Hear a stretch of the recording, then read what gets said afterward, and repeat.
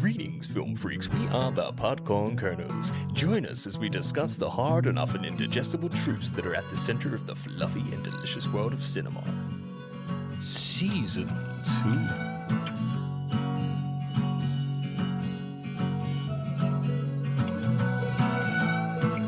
What's poppin', people? Welcome to the Podcorn Kernels podcast. My name is Adam, and joining me in your ear holes is Harry. Say hello, Harry. There was a man once known as Two Pump Pig Shuffle. He didn't wash his hands, he admitted to sleeping with his cousin, and when he walked, his feet barely left the ground, which meant you knew when he was on your six. Adam loved this guy. He loved him so much. He was his favourite person in the whole world, but this person didn't like Adam, and Adam still gets bitter at this rejected friendship, don't you, Adam? On today's episode, we will be talking about The Vast of Night. This is a 2019 film directed by Andrew Patterson and stars Sierra McCormack, Jake Horowitz and Bruce Davis. IMDb describes the synopsis as follows. One night in New Mexico in the late 1950s, a switchboard operator and radio DJ discover a strange audio frequency which could change the future forever. Here is an original song to support the synopsis. What's it I hear on those radio waves? Soon comes the night, soon comes the night, take me away.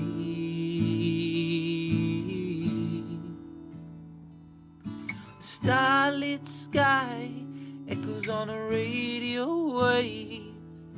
Soon comes the night, soon comes the night, take me away. The vast of night, the vast of night.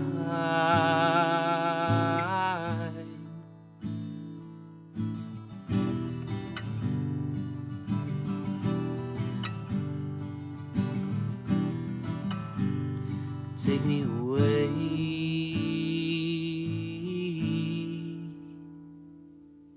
This episode was requested by Bob at Bobby Treacle on Instagram.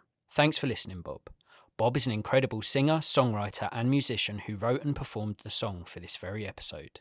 Go and check out this exceptional talent by searching for Bobby Treacle's Cartel wherever you get your music. If you are a listener that would like us to cover a film you love, loathe or love to loathe, please do get in touch. Let's start with some facts about the film. The radio station call letters WOTW are a homage to War of the Worlds, a novel by H.G. Wells and, more aptly, its radio play adaptation by Orson Welles.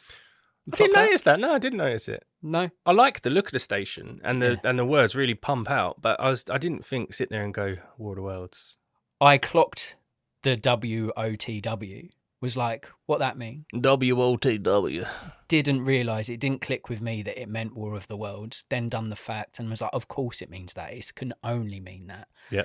But in a film that's, I consider quite an original sort of science fiction, alien invasion type flick, I love that they pay homage to one of the greatest sort of Patient Zero properties of that sort of genre. Yeah. It warms my cockles that a film like this pays homage to it. It just made me feel cosy. Well, it was huge, wasn't it? There would be no Citizen Kane without Orson Welles' radio show of War of the Worlds, because that gave him the platform to go on to do Citizen Kane. And you told me that when that was broadcasted, people had no idea that it was just... Well, if you tuned in before the introduction and you just heard police cars overturned on the highway, reports of fast lights, and it's the 50s.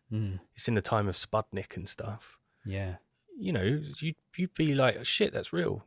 And you're terrified. And some people, jumped in their car, drove off and had a crash because they were scared. That's a madness. Couldn't happen today. We're all so well informed with that little thing that's in our pockets that's just a Google away of finding everything that's going on at any given time. A Google away. This is our third Alien film as well. Is it? I think so. Nope. No one will save you in this. So we've probably covered a lot of this Orson Welles conversation, but it's a great story. You're going to hear it again. Yeah, you are. And I love these sort of films. They're eerie, aren't they? Yeah, there's something about like the unknown, the people in the sky, the outer space, all of that stuff really appeals to me. So I'm always happy to watch films like this, and thank you to Bobby for giving us the opportunity to review a film. Yeah, hell yeah. Bob's always had, I think, from what I understand, always had a love and passion for the UFO genre. The Travis Walton Fire in the Sky is one we share. It's just creepy. Yeah. It's just eerie. Even though it's a bit of a true movie, it was a very eerie film based on a true story of someone's story of being abducted by aliens. But some really creepy scenes in Fire in the Sky. Is it an old film? Early 90s, late 80s. Yeah. It's about a bunch of woodcutters or timbermen. What's the word? Woodsman? Lumberjacks. Yeah. Oh my God, how many We got words? there. We got there in the end. Lumberjacks who would get a contract to cut some pine down in some deep bit of wood, and then like they see some lights in the sky at night, and one of them moves towards it, and he gets abducted, and then like 3 days later he wakes up he comes to in a bus stop, and all his clothes are off. Oh shit.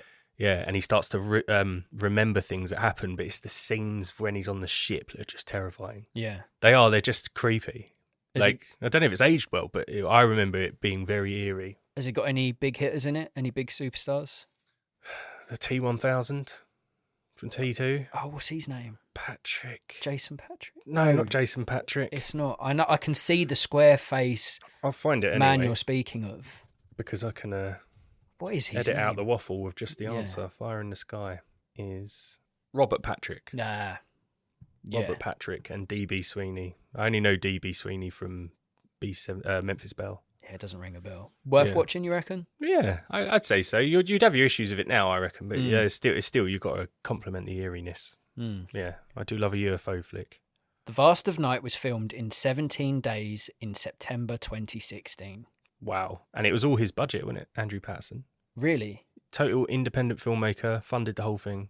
That makes... I mean, I consider this already an impressive feat of filmmaking. I knew it was an independent film. I didn't know that he financed it himself. Yeah. But knowing it's an indie film, the levels of production, the acting, the dialogue and all of that, it feels better than a lot of mainstream blockbusters you see. Well, they said that, didn't they? Because it was a bit of a sleeper movie, come out in COVID in May time, straight onto Amazon, and it straight away got a huge cult following. Yeah.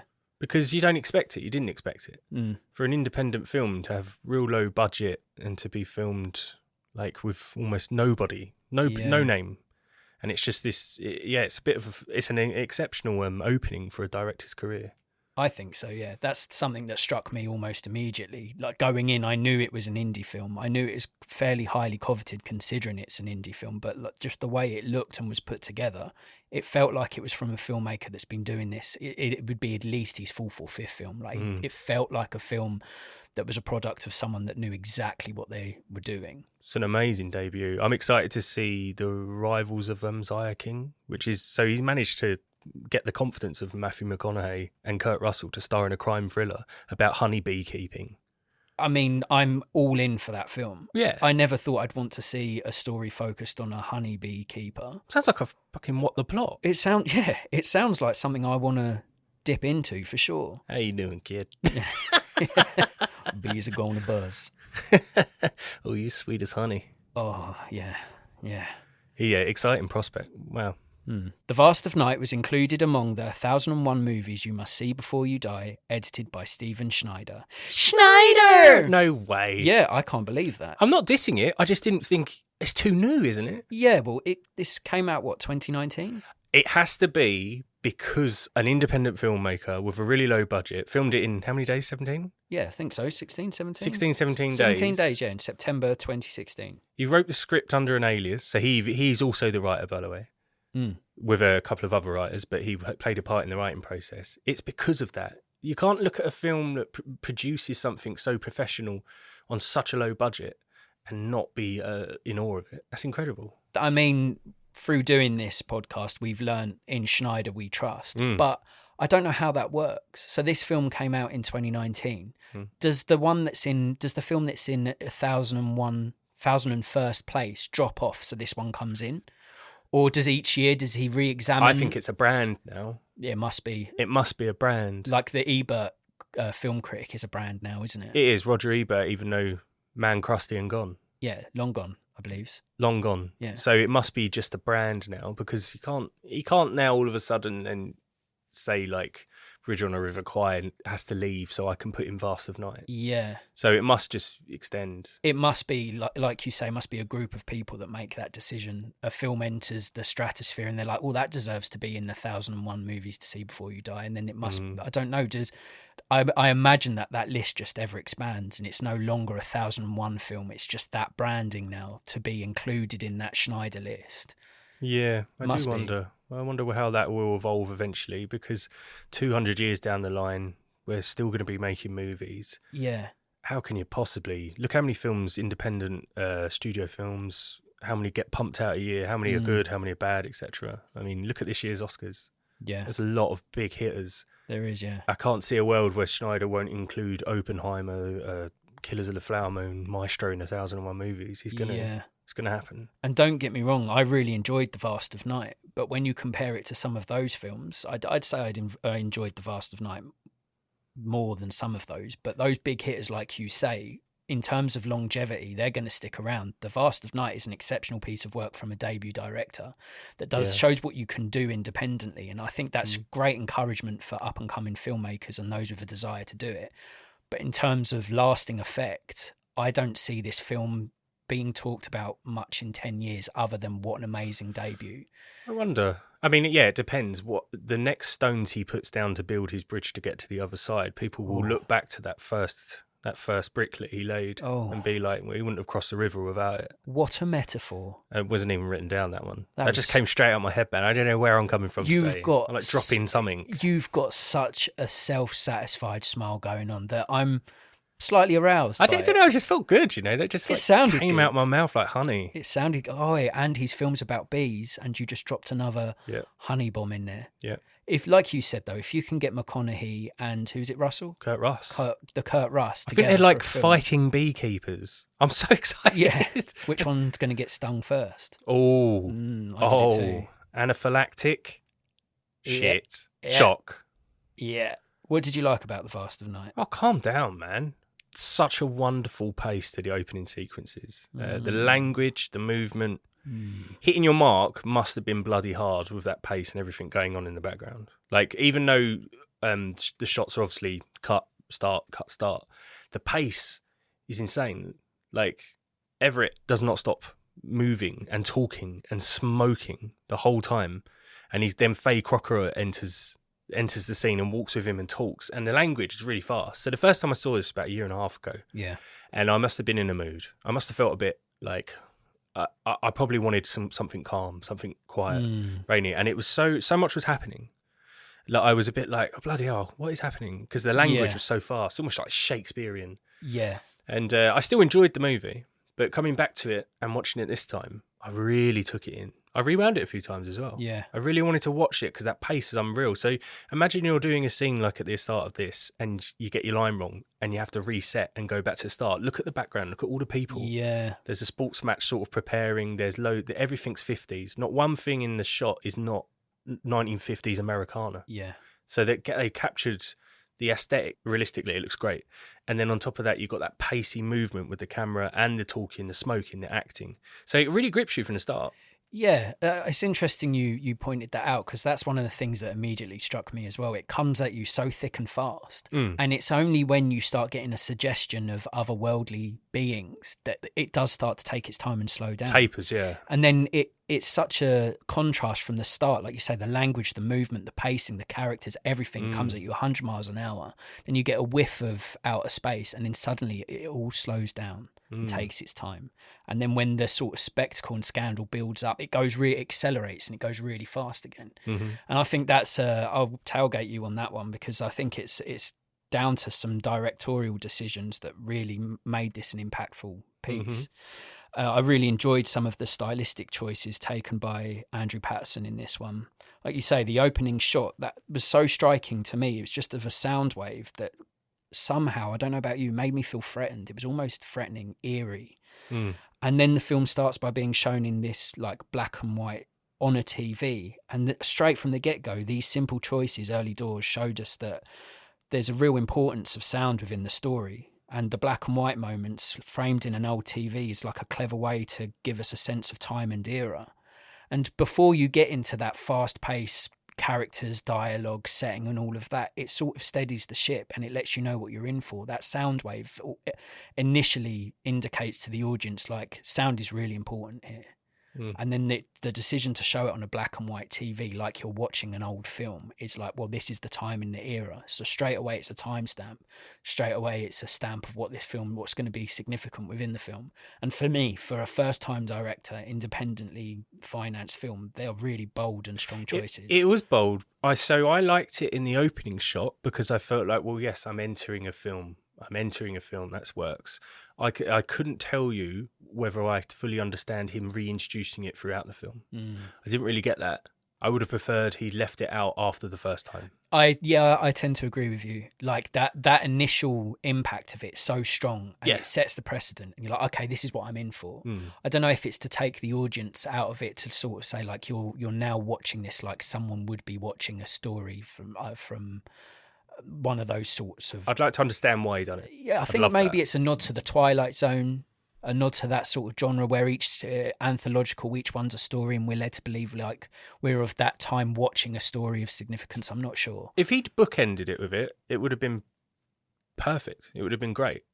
Like, that would be Twilight Zone. Yeah. But to keep changing the format throughout the film and reintroducing it, I found them bits a bit... It's not a dislike, I just don't know whether it helped the film... Like, when it's flowing, the film, and then it did that, I felt like it would take me out of it. Yeah. But anyway, we'll come to that. Got some more likes for me? Yeah, I do. I almost want to experience their fear and curiosity. So imagine, like, when logic starts to fail and fear kicks in, when coincidence can no longer be relied on. I would love to live this single night in the film, and I think it was written and directed in a way where you have to see the end. Yeah. Because their curiosity is ours. Yeah. And I think what you were talking about, almost like an accordion, the film starts like, and then when Faye finally gets into the call centre, it's called switchboard, isn't it? Yeah, yeah. That is an exceptional, must be a 9-8 minute scene of just her acting on her own, taking calls, and then hears this strange sound. But she does it all on her own. And if you're just relaxed into the film, you might not notice it. But Sarah McCormack does an amazing job at holding a scene on her own for about, it must be 6 or 7 minutes. Yeah. And then she gets hold of Everett, and then their theories start to unfold. But yeah, the film, because of the premise, you're always going to stick around for the end in this one.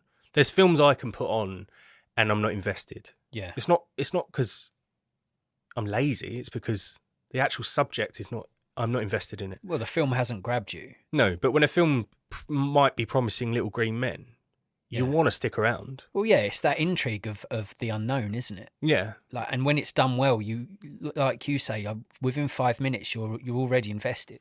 And I think it would take someone really not into films to sort of fob it off so early. Like early doors, but even with that sound wave, and if you read the synopsis, you know kind of what you're getting in for. Yeah. Like that intrigue, you're grabbed straight away. And you make a great point about Sierra McCormack as Faye Crocker. In that scene, it takes something special to be passive on screen and still hold the audience's attention. She's not speaking with anyone. And like you say, it's perfectly put. Our curiosity is aligned with hers, and then later on with Everett's.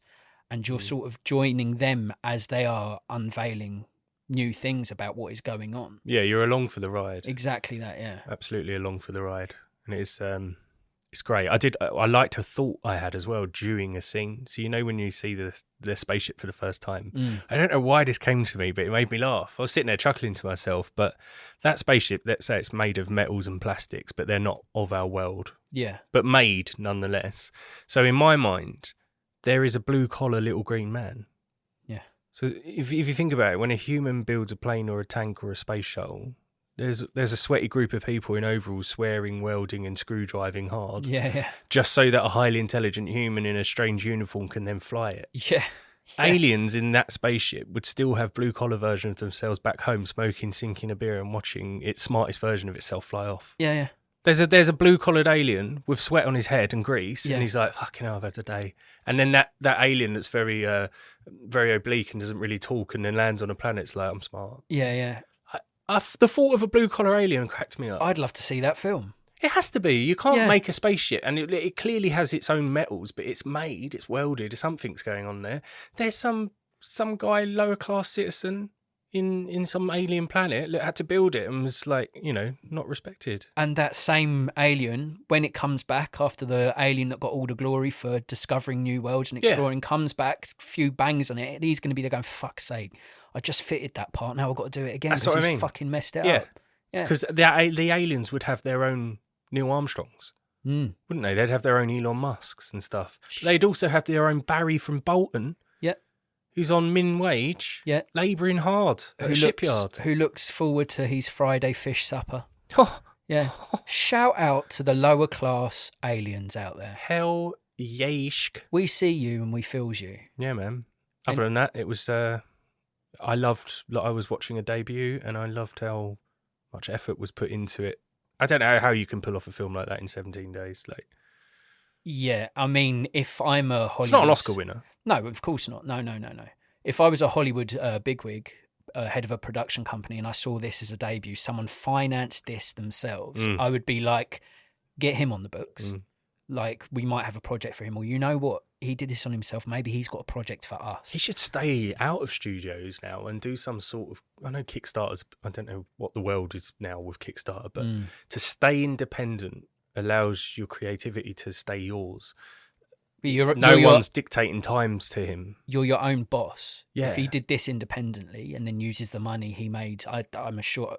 I mean, this has been a success of a film, but not enough to pull in the likes of McConaughey and Russell. I just hope it doesn't go like that. I hope it doesn't go like The Northman, where other people get their hands in the pie, their fingers in the pie, and it changes that director's surge that was going up, changes it to become... mediocre. Yeah, to become pedestrian, like everything else. Too many cooks. Yeah, so I hope he keeps that individuality that he's got. He's clearly got a talent. And for me, that is my favourite thing about the film is the fact that it's such a decent directorial debut. Andrew Patterson has managed to create an atmospheric and tight 90-minute film that is a suspenseful showcase of solid storytelling. Now, I've seen this film twice now, and each time, like you said, it's not a 10. It's not revolutionary. It's not not Oscar. Oh, right. Okay. Well, okay. It's not Oscar. But in terms of this being like someone's first attempt at something, that is bloody impressive. And The Vast of Night manages to be a short film that somehow takes its time narratively. And I applaud the vision and execution of a director who clearly recognises the importance of decent dialogue, likeable characters, and on-screen chemistry.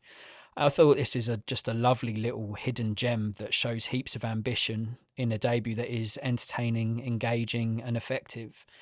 Now, I enjoyed this film. I wouldn't consider it to be in any sort of favourite lists of mine. I think it deserves heaps of credit and praise for what someone set out to do and his execution of that. Not favourite debuts? Top 10 favourite debuts?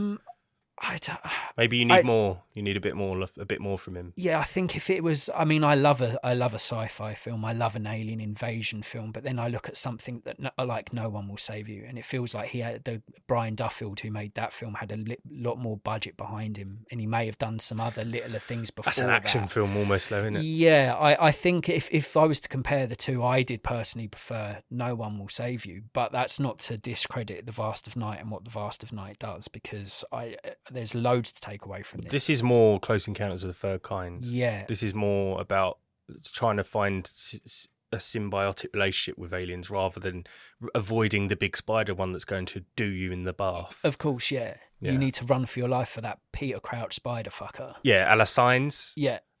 A la Third Kind. Yeah. Yeah. But this one's, it's almost what doesn't happen and what you don't see. You know there's that outer space threat sort of hovering around, but they don't really, other than when the old lady's speaking within the film, you don't really get a hint of menace. You don't know why they're there or what they're doing. You just know that they're there and they're present through sound waves, and I think the exploration of that is really intriguing, and I loved all of that. Another thing I loved about it is just the simple runtime. After tackling 2 3-hour plus behemoths recently, it was nice to take it down a gear and watch a film that is a gentleman's 90. Gentleman's 90? I do love a long film, but equally I love a short, sharp, snappy slice of pulp that's just enjoyable and quick and energetic, and just it finishes and you're like, oh wow, that was quick. There's great value in that as well. Everyone wants 30 minutes, 20 toes, but sometimes some people just want a 2-minute old fashioned. Yeah, some people want spur of the moment, in and out, thank you, man. Bosh goes your uncle, right? Well, you do. I take anything I can get, mate. The Vast of Night doesn't outstay its welcome, nor does it rush the story it is trying to tell. And I found, like I said earlier, I found the whole film to be genuinely gripping and perfectly paced. Yeah. And when it's presented in such a tight package, like I struggle to think that anyone would watch this and think it's awful. I think if people had problems with some of the hectic pacing, the language, dialogue, anything like that. It seemed realistic to me, though. I imagine 50s Americana in a little dusty New Mexico town being very community-based, knowing everyone by first name, having a really close relationship. You know, it seems to me, even though I'm not from there all the time, that was realistic. The dialogue and line delivery is very realistic. Yeah. There's something, while I'm watching it, was something I thought Adam would appreciate. And you remind me a little bit of Jake Horowitz's character in it. Not the technical part of you. There is none of that in you. All right, you started with a compliment. You had to throw a dig in, didn't you? Yeah, but now I'm going to come back with a compliment. Is the sort of hosting he does. It was like, I loved how professional he was, but he managed to also be entertaining. So the way he's moving is, he's got his tapes going. The way he conducts his conversation with Billy on the phone, he does it on a phone where no one can hear it, and then he has to like lay off some disclaimers and then go back to putting it on the live radio. I found that really therapeutic watching him work. Yeah. And Faye Crocker at the desk. Everything's analog, and it was nice to not see digital. Yeah. And all them lovely little facts she throws out, like in the year 2000, there'll be vacuum trains. That's a real thing. Yeah. That's a hyperloop, which Elon Musk is putting forward. He's talking about, because, you know, like them tubes used to have in like supermarkets where you could put a money roll in it and it'd go... Yeah. The concept's the same as a hyperloop, with a train going from LA to New York in 45 minutes at 5,000 miles per hour. Madness, that. It could actually be real. Yeah. In theory, it could work. It can work. Money-wise, who knows? Yeah. But I loved it. I found the film therapeutic, which is weird. I get you. It's an oddly honey-drenched nostalgia, even though it predates our existence by like 30 years. And having that sense of community is alien to us because we're Brits. Like, we'll ignore each other until we have to speak to each other over here. I could listen to you talk. Whereas that, oh God, we're going to cuddle after this, brother. But over here, we go out of our way to avoid each other. In that time, in that part of America, that sense of community is something that I think I'd probably be a better person if I was around that sort of environment every day. Yeah. Because it encourages you to be social. It encourages you to be more positive towards others. Whereas in Britain, the weather's shit, the people's shit, everything's shit. Well, would you rather swim in warm water or icy cold water? Well, warm's better for me. And this is warm. It looks warm, community warm. Kindness warm, you know, a young man walking a girl home to walking her to her place of work and then going to his job. Yeah, not because he wanted sticky icky. Yeah, because it was the right thing to do. Yeah, and to be a gentleman back then was welcomed. Now it's almost a crime. Oh, all right. I'll calm down a bit, shall I? All right, mate. I'll wind it in. Christ. Is there anything you didn't like about The Vast of Night? Anything that can be asserted without evidence can be dismissed without evidence. The burden of proof is not on me. They're not my quotes. But this film reminded me of how people are forever questing for this sort of stuff to be true with bullshit, fake, doctored or incorrectly viewed footage. And what winds me up is when you can't even have a discussion about this film without some dick coming in with like the Earth's flat and stuff. Or like, we're not alone. Yeah. Look at this weird video of Hillary Clinton. Her face changes into a lizard. It's like, no, it doesn't. Yeah. And it's just weird. I just wish people could enjoy a UFO film without saying, oh, they exist. They exist. Yeah, you've hit the nail on the head there. A film like this is a gateway for maniacs. Yeah. It's like, oh, have you seen this film? It's a Vast Night independent film about like the potential threat of alien existence. Aliens are real. Oh. What? My postman's an alien. What? It's madness. Like the search for extraterrestrial life, it has to end. Like the universe is expanding. We're alone, and we're more likely to become like Venus than we are to ever see little green men, just a hot boiling planet, everyone dead, before we see a green man. The universe is 13 billion years old, and it took us 3 to 4 billion years to produce Homo sapiens, us. 3 to 4 billion. The universe is 13 billion years old. Can I tell you a little fact? Please do. Exoplanet Proxima Centauri b could potentially sustain life. It has the closest star to our sun, the sun. The New Horizons probe can travel at 52,000 miles per hour and would take around 54,000 years to reach that planet. We are alone, but potentially not unique. We'll never see aliens. I can't say they don't exist. There's a chance that there's a planet somewhere where there's a Roman Empire. We'll never get to it, and they'll never get to us. Universe expanding. That makes me feel oddly, like, profoundly sad. And that's from someone that's not sitting here going, I believe I will meet an alien. I believe in my lifetime I will see alien existence, experience that there is something other, outer. But when you put it all like that, it makes you feel very alone and very insignificant, doesn't it? That's what I believe. Yeah. I mean, because there is no evidence, I can dismiss it. The person who believes it has to produce the evidence. The onus is on them. And when I know people that love a conspiracy theory, don't get me wrong, I find conspiracy theories fascinating. There's not any I really buy into, but some of them I am intrigued and interested enough to have a little gander, have a little listen. But there are some people out there whose whole identity is formed by the belief of aliens, of conspiracy theories, of secret governments, of lizard people, of insert crazy, absolute batshit mental ideal here. Yep. And those people, you're right, you'd watch a film like that, and if you speak to one of those people, they'd be like, well, that's nonsense. That would never happen. What? That would never happen, but your theory of alien existence would. So this slice of just innovative imagination, no, but your slice of madness, yes. Yeah, exactly. Yeah, that baffles me, yeah. Yeah, it does. It does wind me up. You see it a lot on Instagram. Obviously, having a podcast, we have to be quite proactive on social media, and I have to get rid of the app every week and then reinstall it every Saturday. Because I can't. And because I can't just go in and attack people, because that's what I want to do. Yeah. God forbid, if I have 4 Guinness in me and I've got Instagram there, Jesus Christ, I've woke up to some shocking responses. I don't think that's necessarily a you problem. Like, if people are just laying ridiculousness out on the line, it's very hard to ignore that. If someone's got such a strong belief or opinion that is so polar opposite to yours, it's hard to read it, absorb it, and then not respond. It's the morons. There was footage from the ISS recently, astronauts fixing something, and you can see Earth, and the ISS is moving quickly around Earth because it's higher up, and some person put it's minus 400 degrees or something, and that metal's not got frost on it. It's like, there's no fucking moisture in the air, you bellend. It's a vacuum, there's no moisture. You only get frost with moisture.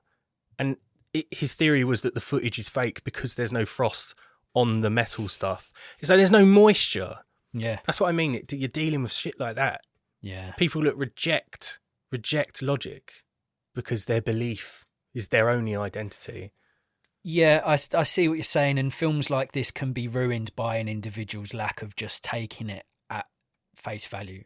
Watching it and absorbing it for what it is. They have to put their own propaganda and beliefs and then effectively say, no, this is wrong, and because you enjoyed it, you're wrong. Yeah. And here are the reasons why. I'm not saying I want to Pol Pot them, but I do think they shouldn't be allowed to vote, and they should be locked up. Okay. And have a mouthful of hay in their mouth every Tuesday. Yeah. Tied so they can smell the earth. Yeah. I don't know where that came from. I believe every inch of your wanting for that, though. Last dislike, which isn't really... I don't know, because I don't understand it. The change from your screen format to a 50s box TV screen within the film, I don't understand it. It feels like it breaks the rhythm for me. That's my only real genuine dislike for what I think is a really great debut. Yeah. See, my dislikes, they are kind of minor, and one of them we spoke about earlier in terms of like the pacing and the language.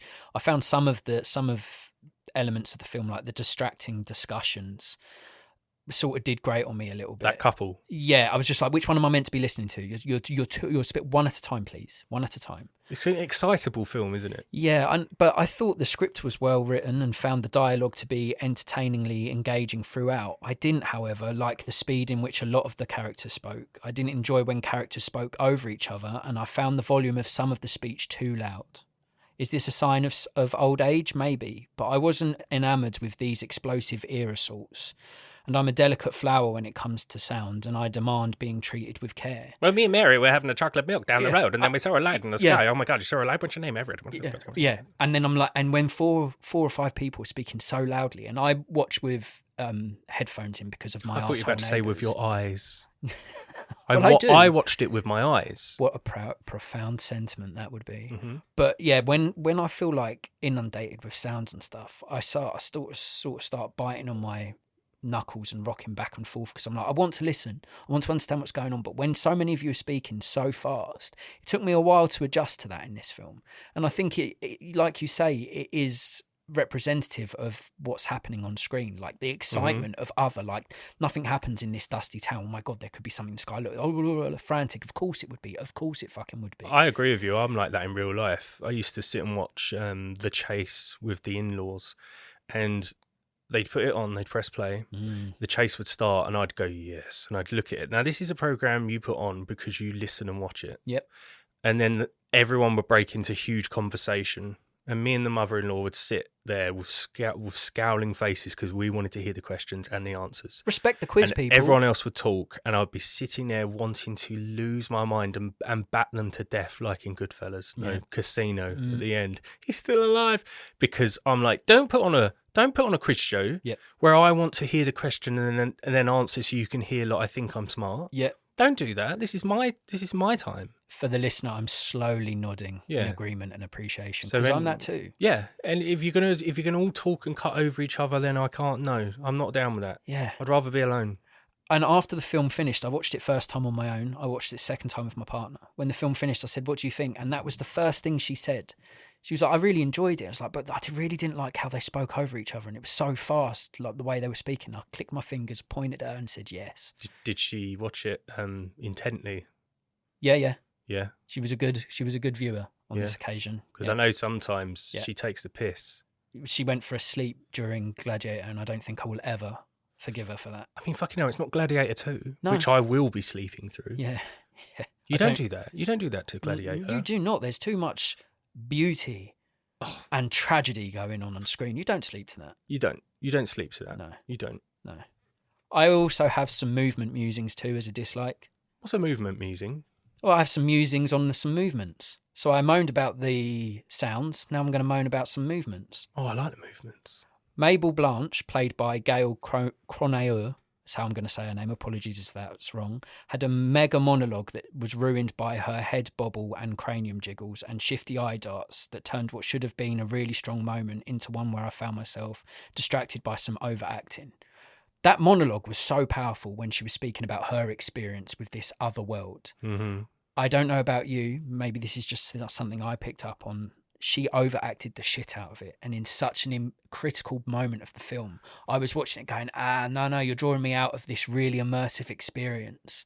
And for me, that monologue was so well written. And she's speaking for a good couple of minutes on her own about her experience with whatever the hell's going on. And this is batshit crazy lady. Yeah. Yes. Who turns out probably isn't batshit crazy. There's probably some truth behind it. But her deliverance of what was really well-written dialogue did great on me. Now, if you was to go and watch it again and watch her head, she is like a pop vinyl bobblehead. I didn't notice that. Her head's like this. And her eyes are going erratic to the point of going, it almost feels like a parody of a crazy person. Could that be a character trait from losing her kid, though, and losing her son? Potentially, yes. Like you just said that you bite your hands when people are talking over each other. But it is established I am not a well man. Yes. And I think if I was delivering a monologue, someone would probably say something similar to what I'm saying. For me, it was a distraction in an otherwise really well put together film. I don't think the lady that played Mabel, Gail Cronauer, I don't think she was Cronauer, yeah, we'll go with that, yeah. I don't think she was strong as the other two leads, Sierra McCormick and Jake Horowitz. I thought they were fantastic, had great chemistry. I was really bought into what they were selling. I didn't mind it. I didn't notice it. I didn't notice the bobblehead. Yeah, I am nitpicking, but I also didn't jive with Frey Crocker's, played by Sierra McCormick's, jogging style. Her legs ran like Phoebe from Friends, and her arms were powered like the T-1000 from Terminator 2 Judgment Day. It's just two really random things that I picked up in the film that I was just like, am I judging myself for disliking this? Yes. Am I going to share it with the group anyway? Of course I am. So that's where I stand there. Imagine Roger Ebert giving a brilliant 5-6 lines of why this film's technically brilliant. The tracking shot, exceptional. 4 scenes knitted together digitally, but you couldn't even tell because it was done so well. And then I didn't like the way she ran. Yeah. Amazing. But I'm going to be... That's what makes us stand apart from other things. Yeah, fucking does. I'm going to share that I didn't like how she ran. I'm going to share how I didn't like the older lady's head moved. I liked how... Because she's so used to running, it's become routine because she doesn't drive anywhere and she doesn't even own her own bike. So she runs and walks absolutely everywhere. And even when there's a car there, her body, her muscle memory's like, I need to get somewhere, run. And twice the guy's like, for fuck's sake. I have a car right here. Everett's like, hold on. Yeah. I mean, they are minor nitpicks. And I just thought I'd share with the group in case one other idiot out there like me is like, yeah, I noticed that. Yeah. Be nice if they did. Final thing, Alien ASMR. Yeah. Those lip-smacking whispers coming through the sound waves made me uncomfortable. Mm. It seems I have an issue with sounds, and I will add it to the list of the ever-growing things that irk me. But those little noises that you almost have to search for, I didn't like them, especially when I had headphones in my precious little ear holes. Now, when I take it that was your first watch? Yeah. Because you don't headphone it with partner, do you? Yeah, we do. What, you both headphone? Yeah, it's How do the you do most that? well, we play it through the PS5, both have a controller, headphones. Our neighbours, I won't go into too much of a rant here, but our neighbours are such arseholes. They know because of the eye pupil thing. It's all been covered, mate. Yeah, but I'm still going to go in a little bit, just a little bit. Just the helmet. Just going to, some diet dissent. I hate them so fucking much that when we watch a film, often it's ruined by them and they're banging around and their incessant movement. I don't know what their fucking problem is, that they can't just sit and chill in an evening. I could do a podcast series on my hate for those fucking wankers. Maybe they don't love each other. I don't love them. Yeah. Yeah. If you had a Sophie's choice between your neighbours and Hitler, what would it be? Which one would you choose to live? Well, I mean, I'd have to say no. The neighbours. You just answer the goddamn question. I'd say what? Who would I rather live? Adolf Hitler or my neighbours? But one is a minor inconvenience to me. The other is a tyrannical killer of millions. Yeah, but that's already happened. I mean, it has happened. So it's not like we can change history. But let's say you could. I would rather reframe the question, and you say you have an assassin. Okay. Would you rather kill any other person or my neighbours? I'm going with my neighbours. Any other person, okay. Just not a Hitler or not a dictator or not... What about Jim Savile? Yeah, I'd still rather Savile dies because he ruined so many people's lives. Did. There's not really another person I can put in place that was not going to be like shocking, is there? I mean, if someone said, do you want £100 or those neighbours to not exist? I'm £100 short. Rishi Sunak, the British Prime Minister. Oh, he's rich boy. You know, though, my neighbours are going. Cool. That's it. There we go. We did it. Yeah, I do hate them. Mm-hmm. If anyone didn't know that. Yeah. I've got some questions. Mm-hmm. What is your favourite 90-minute film? I find there's not many 90-minute films, which I was shocked by when you told me that. Because I felt like 90 minutes, at one point, 90 minutes was the average, I would say. Back in the day, 90 minutes was the 4-4-2 formation. Lethal Weapon. But even they're probably 2 hours. You're probably right. Yeah, it was the 4-4-2. You're right. For me, it's strange. It's actually quite a few satires, which is kind of strange, or quite a few mockumentaries. So Spinal Tap was 90 minutes. This is Spinal Tap, Rhino film. One of the best mockumentaries you'll ever watch. What We Do in the Shadows, again. Another mockumentary. It's about 90 minutes. Mate, I wish I'd included that. I love that film. And then it will be like an animation, like Fantastic Mr. Fox or something. Because there's not many. There isn't many. I was shocked. Yeah. I was shocked. But that's why through this podcast and through me watching so many films, it's only through that education that I've realised that it's quite a rare thing to find a 90-minute film now. Mm-hmm. I mean, even fucking Marvel films can go over 3 hours, for fuck's sake. Like, it's normally between the 2 and 3 hour mark. How much cape can you chew on? I've chewed on too much. It's left a bad taste in my mouth. I'll tell you that much. Now look at them all turn on Madam Web. Look at it. Well, what you're experiencing with Madam Web, I was experiencing post Iron Man 1. You can't get angry if you eat a Big Mac and chips every meal, 3 meals a day, 7 days a week, 365 years a day, and then moan that you've got fat. No, bowel cancer. Well, yeah. But yeah, I mean, fat would be tip of the iceberg probably. But yeah, you can't go and watch, like I have, 40 plus Marvel films and then start moan when the 45th starts getting a bit stale. Mm-hmm. Like, even me, I enjoy the Marvel films now. Me and my partner used to go and see every film at the cinema. Every Marvel film would be an event up until Endgame. Then we went for a few after Endgame. Now it's like, what's the point? It comes to Disney Plus. Never And ends. if we ain't got anything else, we'll throw on one of those dogs. And guess what? It's disappointing as fuck. Oversaturates the market. Yeah, it does. You don't get things like Vast of Night or Bone Tomahawk, really. When, like, if some of these directors thought, I'm not going to do another Marvel film. I want to do something me. Yeah. I don't want to do something that was based on a comic book in a store, spotty teenager walking in, got wanky sock, got 70,000 magazines. I don't discredit the art of comics. I think they're incredible. I discredit the cash cow machine of Marvel. It's a release date. It's not a film. There it is. There you go. Superbly put. Thanks. Do you want to hear some of my favourite 90-minute films? I'd rather not. Well, that hurts me, and we were getting on so fucking well. No, it surprised me. I'm looking forward to it. Rashomon? I haven't seen it. Akira It's one Kurosawa. of the very few Akira Kurosawas I haven't seen. I've seen Throne of Blood, I've seen Ran, I've seen many, but not Rashomon. To make a film that's so long in the tooth, but so short in the runtime, and to have it from three people's perspective of a murder is baffling. Mm-hmm. And I can't remember when that film came out. 52? Maybe something like that. Yeah, it's been out a long, long while. I only watched it recently and was still completely blown away by it. You still haven't seen Seven Samurai, though, have you? I haven't. Isn't that weird? No. I haven't seen Rashomon, you haven't seen Seven. We should have... But you like murder crimes, I like military shit. So that makes a lot of sense, doesn't it? Tracks.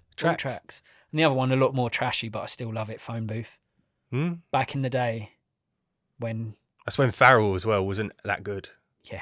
Like he hadn't quite got there yet. He's another one of those Phoenix actors for me, like McConaughey. Just decided to start doing better films, better roles. Yeah, and he grew into his craft. Yeah, no, I totally agree with that. There's something about Phone Booth. I think it's because it was one of the first DVDs I got, and it's before streaming, and that so you would just watch the same DVDs over and over again. And that was a film that I watched a lot, and I just really warmed to it. And again, it's just a lovely, snappy short film. Yeah, it's a great concept. Yeah. I consider this an impressive debut by Andrew Patterson. What is the most impressive directorial debut in your opinion? Frank Darabont, Shawshank. I mean, I think you've won. I don't think anyone's ever debuted that hard. That strong. That disgustingly strong. Yeah. Or Dan Gilroy, Nightcrawler was good. That's a great debut. But that's more akin to this. It's a slow but it's kind of like Tom Brady being picked in like the 12th round of the draft, but becoming the greatest quarterback ever. Like, it's not as obvious. Whereas Frank Darabont, what did he end up doing in the end? He did Green Mile. Walking Dead, didn't he? Yeah, he did Walking Dead, The Green Mile, The Mist. Yeah. Isn't it mad that he did Shawshank and The Green Mile? It is, and Stephen King wrote both. Yeah. Yeah. So, yeah, but I don't think... Has he ever recaptured that? I mean, Green Mile is exceptional. Yeah. I don't know if it's aged well, It's the simpleton Jesus character. Yeah, for me, it's still one of those films that was still dots around late night on ITV2 or one of the TV channels. And when it's on, I can't help but leave the remote there. I just can't help but watch it. It's wonderful. And you get your first proper glimpse of the talent of Sam Rockwell in Green Mile. So, yeah, Darabont, Shawshank, I mean, incredible. I think that's a great answer. Mine are on trend, on brand. Reservoir Dogs by Quentin Tarantino. Obviously. And District 9 by Neil Blomkamp. Still, for me, top 5 science fiction films of all time. Well, like, how unique. He even created a unique racism within it. Yeah. Prawn. Yeah. Amazing. And I've still waiting to this day for the next one, because it ends on a cliffhanger. And in a time where we're inundated with prequels, sequels, reboots, rehashes, that is one sequel that I would love to see, but only if it had Sharlto Copley in it and was directed by Neil Blomkamp, because it feels like there's a story there. It feels like there's a story. Our lead man, though, he's gone on to do some shit. He has. He's gone on to do some real shit. And what a fucking shame. Maleficent. He plays like a Scottish prince in some fairy world. Yeah. And the A-Team and stuff, it's kind of like, man, I'm not saying he still ain't got the talent. He's still charismatic. I still like watching him, but I don't know. I don't agree with some of the projects he picked up post District 9. If he was given a project by a decent director and with the right role, I think there is a real talent there with Sholto Copley. I might stand alone in that camp and in that chain of thought, but for me, in District 9, he's phenomenal. I saw him in a film, really niche independent film, Open Grave, one of them twisty thrillers, zombie type films. And like you said with A-Team, I watched that and I was like, what are you doing here, man? Like, what are you doing? Like, it feels like you should be doing a lot more. Have you seen Hardcore Henry? It's a point of view action film. First person shooter. Yeah.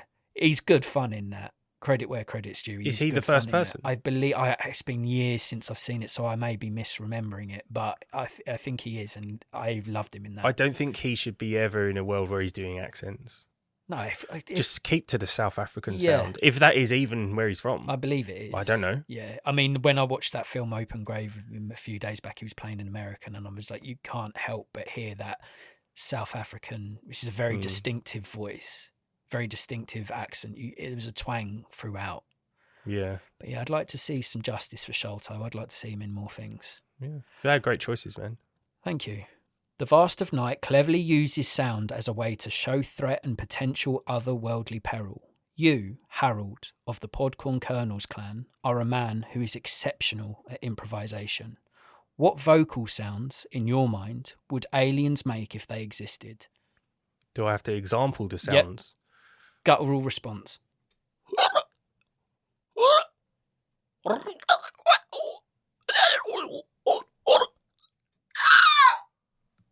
That was everything I hoped for and more. Yes. Yes. I wanted to get like a rolling R, but I couldn't quite do it. Like,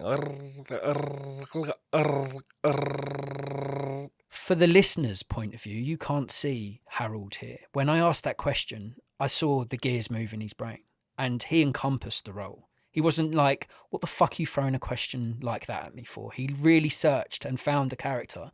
And I want to listen to this back immediately to listen to that again, because I thought that was brilliant. I do, because I don't know what happened.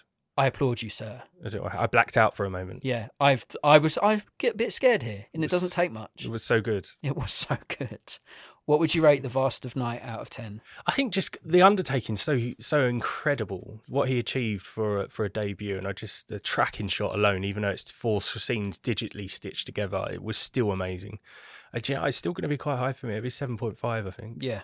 And I believe this man is going to go on to be doing his 8s, 9s, and 10s films. I do believe that. I think if he stays on the right path, I think as well he's got a big future. If this is his the first out of the gate thing he's done, like, kudos to him and kudos to the team behind making this, because to hear that he used his own money to finance it is exceptional, and that makes it even more impressive. Like, if there's filmmakers out there that have done loads of films that don't touch this, I'm looking at you, J.J. Abrams, almost immediately. Yeah. Yeah. He can't do that. Even though there's definitely elements of Spielbergo in this, it's not all it is. No, it's much more. Abrams is the worst. Oh, God. Notice me, senpai Spielberg. Notice me, senpai. Look at my Star Trek. Look at my Star Wars. No, do something different. Yeah. Yeah. Yeah. Yeah. Yeah. I've gone only slightly less, and I've given it a 7. Nice. There's loads I love about this film. A few little bits that irk me, but they only irk because it's the nature of the beast. Independently run, you throw more money at this dog, and those little things that wound me up probably wouldn't even be recognisable or noticeable. So I think 7 for an independently made film, a little indie film that a lot of people won't even have heard of is a really good score. Well, it's inspiring, isn't it? I can't imagine a world where, say, me and you maybe won the lottery 150 million, and we wouldn't sit there and think, dude, we can make our own films. Yeah. We can literally go and do it. Yeah, and it would win an Oscar. Yep. That gives The Vast of Night a total score of 14.5 out of 20.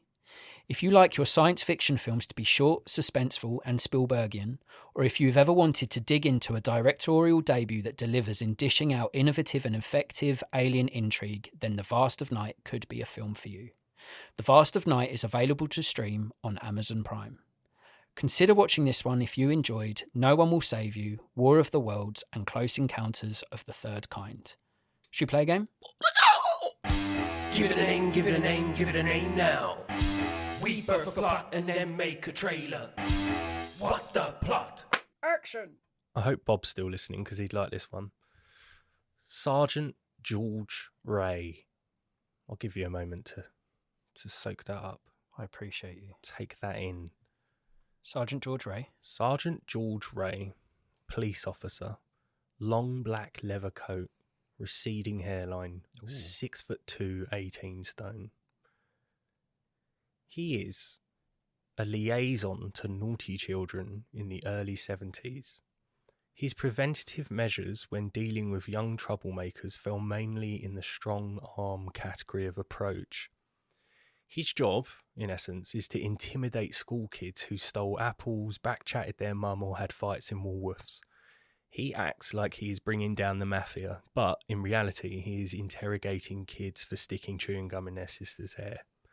Mums and dads call him when they can't be bothered to discipline their kids, and he does not hold back. He charges into their rooms when they're asleep and drags them out by their hair. Sherlock Chode, if you will. So this man's a menace to minors who are nicking Mars bars, effectively. Yeah. Literally, yeah. Okay, does it have to be set in England? It doesn't, but let's say this is loosely based on a documentary I saw.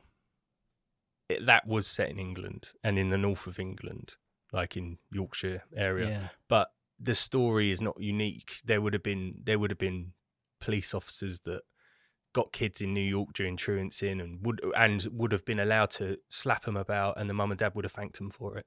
So it's not a unique story, but Sergeant George Ray is unique. Yeah. And after this is over, I will send you something to watch because it is comedy gold, even though it probably had a lasting effect on some of these young kids that were just being kids.